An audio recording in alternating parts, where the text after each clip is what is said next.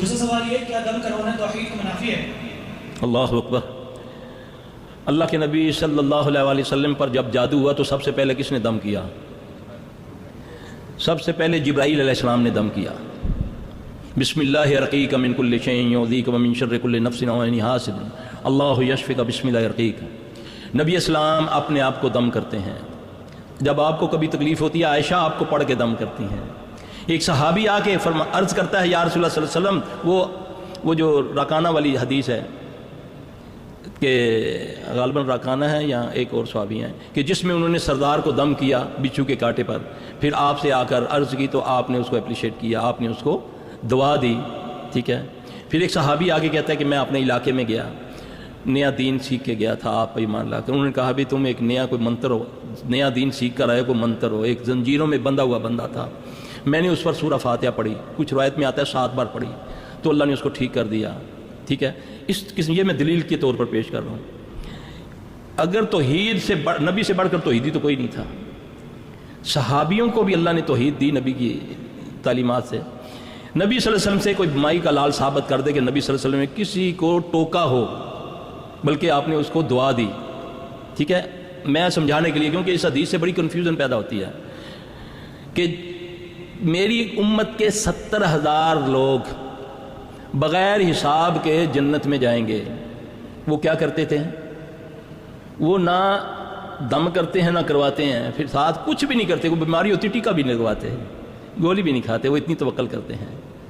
تو صحابی کھڑے ہو کر اسی مجلس میں کہتا ہے کہ یا رسول اللہ صلی اللہ علیہ وسلم، کاشا رضی اللہ تعالیٰ مجھے نام یاد آ گیا ان کا، اس نے بولا کہ یا رسول اللہ صلی اللہ علیہ وسلم میں اس میں شامل ہونا چاہتا ہوں۔ آپ صلی اللہ علیہ وسلم نے فرمایا ہو گیا، ٹھیک ہے۔ اس کے بعد ایک اور کھڑا ہوتا ہے، وہ کہتا ہے یا رسول اللہ صلی اللہ علیہ وسلم میں بھی، آپ نے فرمایا ہوش فل، وہ کاشا نمبر لے گیا، ٹھیک ہے۔ پھر اس سے جو ہم لیتے ہیں کہ اس دم سے وہ مراد ہے، ایک تو اللہ کے نبی کو جبرائیل دم کریں، آپ صلی اللہ علیہ وسلم اس کو نہ ٹوکیں، ایک صحابی آ کر بتائے آپ اس کی تعریف کریں، اس کو دعا دیں۔ اور کیسے ہو سکتا ہے کہ یہ حدیث کے منافی ہو سکتی بات؟ اس دم سے مراد ہے غیر شرعی دم، یہ جنتر منتر، یہ بابوں کے دم، اس سے یہ مراد ہے۔ تو اگر یہ نہ ہوتا، آپ دیکھیں اللہ کے نبی صلی اللہ علیہ وسلم ایک صحابی کو سکھاتے ہیں کہ وہ یہ کہے رضیت باللہ ربا وبالاسلام دینا وبمحمد صلی اللہ علیہ وآلہ وسلم رسولنا، سکھایا نبی نا، اس نے کہا رسولنا۔ آپ صلی اللہ علیہ وسلم نے اس کو ٹوکا، آپ نے فرمایا یہاں تمہیں میں نے نبی نہ کہا ہے۔ تو کہاں دم کے اوپر پوری دنیا کو اجازت دے دی کہ اس دم میں کوئی حرج نہیں جس میں شرک نہ ہو۔ یقین جانے میں ان الفاظوں سے بھی دم کرتا ہوں کہ یا اللہ نور رام دے دے، یا اللہ میں نے اللہ کو کہا ہے، اس میں کوئی حرج نہیں۔ میں اذان کا بھی بتاتا ہوں، ہاں کچھ دم جو نبی سے ثابت ہیں وہ یہ اذکار ہے جو ہم کرتے ہیں، جو جن چیزوں کی تعداد اللہ کے نبی صلی اللہ علیہ وسلم نے فرمائی، اگر اللہ نہ کرے ہم اس میں کوئی کمی کوتاہی کریں گے تو اس میں پکڑ ہو جائے گی۔